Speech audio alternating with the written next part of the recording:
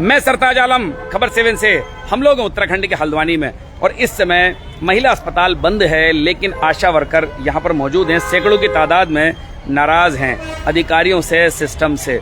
इनसे ऑनलाइन काम करने के लिए कहा जा रहा है, लेकिन किस तरह से ऑनलाइन काम करने के लिए कहा जा रहा है ये भी बात करेंगे। लेकिन 2-3 हज़ार रुपये में आशा वर्कर काम करती हैं, गिफ्ट भी कितना मिल जाता होगा, ये एक बड़ा मसला है।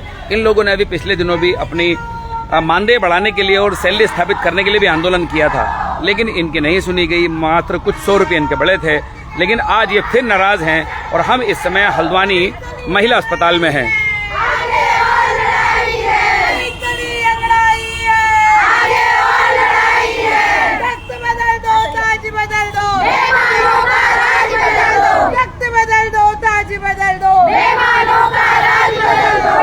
जुर्म की टक्कर में संघर्ष हमारा नारा है। हर जुर्म की टक्कर में संघर्ष हमारा नारा है। आवाज दो, आवाज दो, नहीं किसी से भीख मांगते, हम अपना अधिकार मांगते। नहीं किसी से भीख मांगते, हम अपना अधिकार मांगते। बंद करो, बंद करो आशा शोषण, बंद करो, बंद करो, बंद करो आशा शोषण, बंद करो।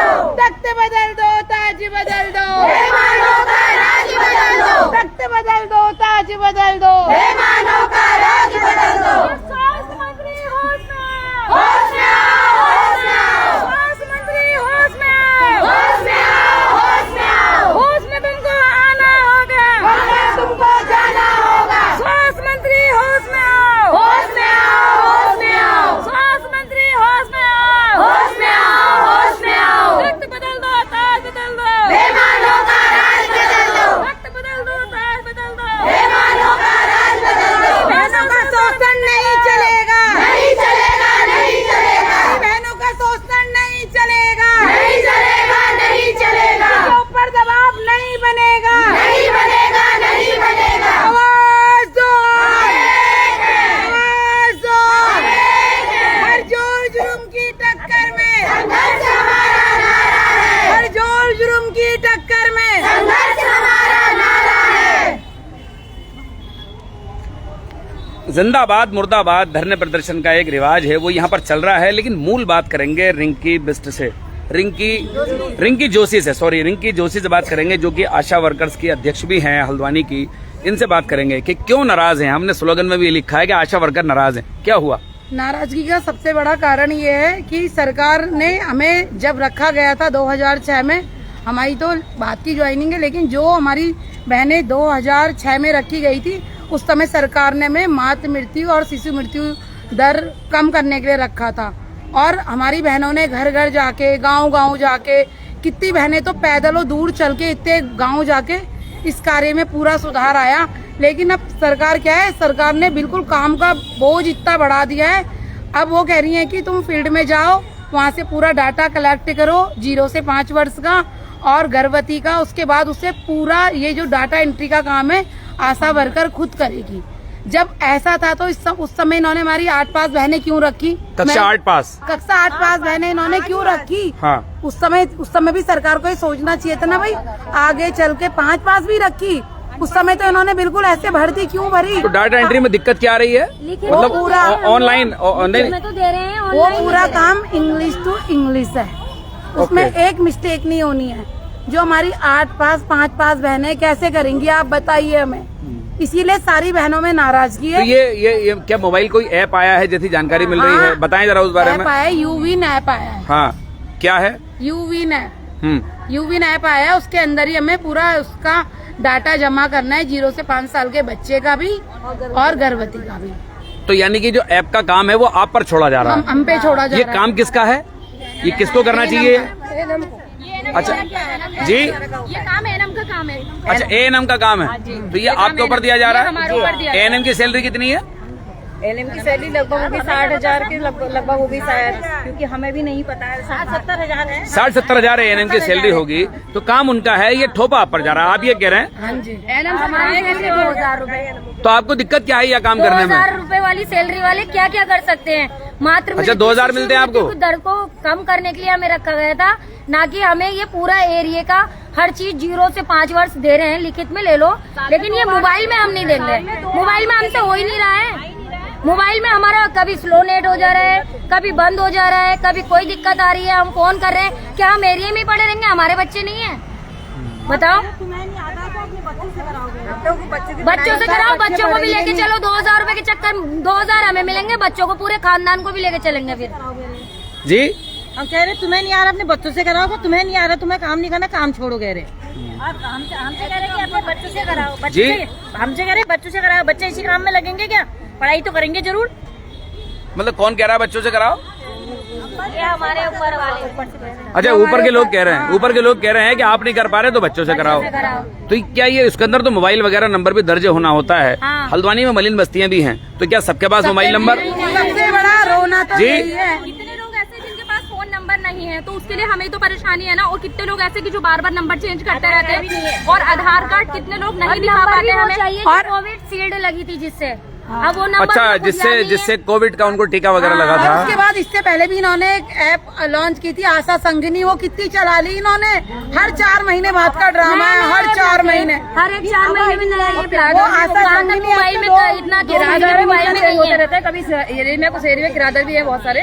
कहाँ तो डाटा और ढोलक बस्ती वालों के पास तो किसी के पास फोन भी नहीं है, बेचारे कहाँ से नंबर देंगे और कहाँ से वैक्सीन। उस समय ऐसा था तो क्यों लगाई सरकार ने वैक्सीन? साल में 2 बार दे तो रहे हैं सर्वे, पूरा हर चीज में दे रहे हैं। रजिस्टर वाले काम तो आप लोग करते ही हैं? बिल्कुल। अच्छा, रजिस्टर वाले काम करने में आपको दिक्कत नहीं है? देखो, जो हमारा काम है टीकाकरण, गर्भवती की 4 जांचें होती है एनसी की, और फील्ड में जाके आंगनबाड़ी में भी HND करना, और अपनी गर्भवतियों को टाइम टाइम पे दिखाना, उनका टीकाकरण कराना, उनका रजिस्ट्रेशन कराना, उनकी डिलीवरी कराना। जो हमारे 5 काम है वो हम बहुत अच्छे से कर रहे हैं। 5 काम हमारे यहाँ लिखाए नहीं जा रहे हैं। अल्ट्रासाउंड फ्री लिखाया जाता है, ब्लड जाते लिखाया, जो हमारे काम में 5 बोर्ड से लिखा हुआ, इसके अलावा और कोई काम नहीं करेगी। और यहाँ देखो, आप देखो पूरे हॉस्पिटल में जगह जगह लिखा होगा कि हर चीज निःशुल्क है, तो एक बोर्ड ऐसा क्यों नहीं लिखा जाता है कि गर्भवती के बाद डिलीवरी के लिए, जब गर्भवती एडमिट होती है उसके बाद आशा की कोई भूमिका नहीं है, ये क्यों नहीं लिखे? अपने इन्होंने देखो हर जगह लिखे होंगे आपको, निःशुल्क निःशुल्क निःशुल्क। हाँ, सब जगह है। आप जाइए नई बिल्डिंग में जाइए, सब मिलेगा।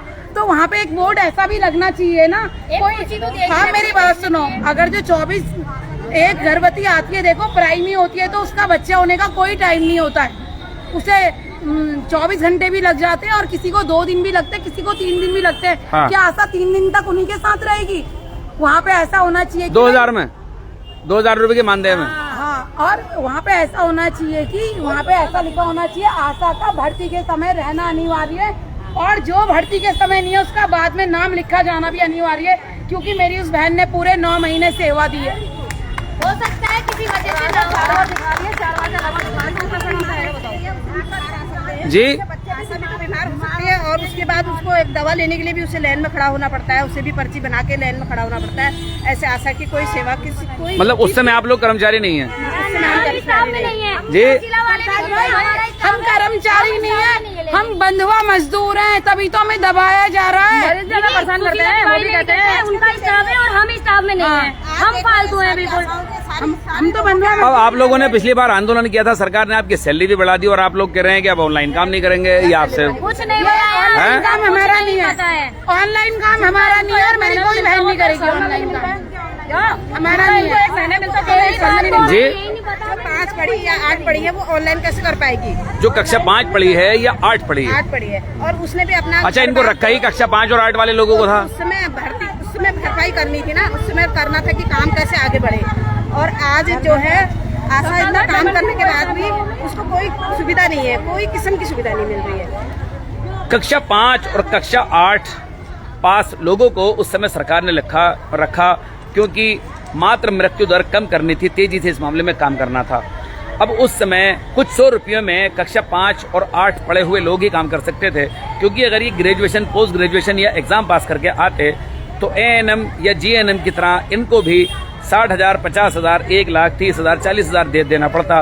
अब कुछ 100 रुपये में कक्षा 5 और 8 पढ़े लोगों से ये उम्मीद की जा रही है कि ये ऑनलाइन काम करेंगे, जबकि ये ऑनलाइन काम करने में असमर्थता अपनी जता रहे हैं। उसके पीछे कई ये कारण भी बता रहे हैं कि कई लोगों के पास मोबाइल नंबर नहीं है और कोविशील्ड जिस नंबर से लगा हो उसको दर्ज करना पड़ेगा, सबके पास मोबाइल भी नहीं है। तो क्या आप लोगों को मोबाइल वगैरह सरकार ने उपलब्ध कराया है क्या?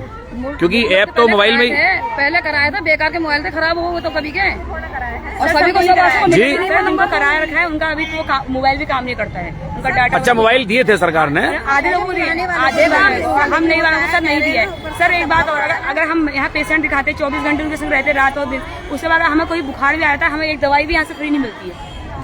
मतलब एक अगर आप खुद सोचे सर कंपनी में कोई काम करता है उसका भी फंड और पीएफ और उसके ऐसी की सुविधा होती है, आशा के लिए कुछ भी नहीं है। जी आप बताइए, आप बताइए क्या कह रहे हैं कि मतलब ये मोबाइल वगैरह नंबर आपको मोबाइल भी दे दिए थे आपको और आप लोग कह रहे हैं आपसे काम नहीं होगा, तो मोबाइल तो ले लिया आप लोगों ने। अब हम तो मोबाइल ऑनलाइन काम करने के लिए थोड़ा नहीं आता, जी तो लोगों से कांटेक्ट करने के लिए दिया था। जी जी जी जो हम व्हाट्सएप से अपना मैसेज फील्ड में अच्छे से आसानी से जी भेज सकें और सरकार के जैसे हमारे जो वो है ये हमारे जो आते हैं ना मैसेज, जी जी जी वहाँ से मैसेज के थ्रू जो भी आएंगे तो हम लोग आसानी से उसका रिस्पॉन्स दे सकें। और ऐसा थोड़ा कि हम पढ़े लिखे, हमारी बहनें तो पढ़ी लिखी नहीं है ना, हमें तो सारे लोग तो पढ़े लिखे नहीं है, तो हमको तो उनको लेके चलना है ना, हमको तो सरकार से ये शिकायत है। दबाव डाला जा रहा है कि अगर आप इस काम को नहीं करते हो तो छोड़ दो इस काम को।